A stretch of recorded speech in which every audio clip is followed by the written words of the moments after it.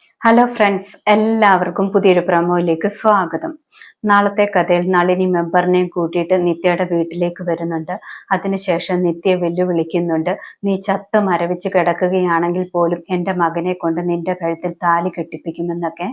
പിന്നെ കാണിക്കുന്നത് ജീവനെയാണ്. ജീവൻ ശരവണനോട് പറയുന്നുണ്ട്, വിവാഹം മുടക്കാൻ എങ്ങനെയാണെങ്കിലും ഒരവസരം കിട്ടിയാൽ അത് യൂസ് ചെയ്യണമെന്നൊക്കെ പറയുന്നു. പിന്നെ കാണിക്കുന്നത് നളിനി അമ്മായി വിമലിനോട് പറയുന്നുണ്ട്, നീ ഇപ്പൊ തന്നെ നിത്യയുടെ കഴുത്തിൽ താലി കെട്ടണമെന്ന്. അതിനുശേഷം താലി കൊടുക്കുകയാണ്. അമ്മ പറയുന്നത് കേട്ടിട്ട് വിമൽ നിത്യയുടെ അടുത്തേക്ക് താലിയുമായിട്ട് ചെല്ലുന്നുണ്ട്. നിത്യയും അച്ഛനും എന്ത് ചെയ്യണമെന്നറിയാതെ വിഷമിച്ച് നിൽക്കുകയാണ്.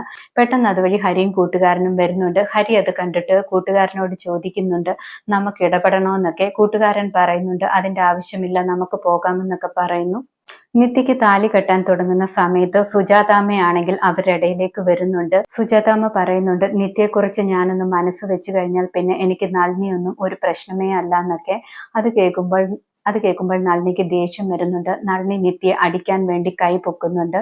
പക്ഷെ ആ കൈ സുജാതാമ്മ തടയുന്നു.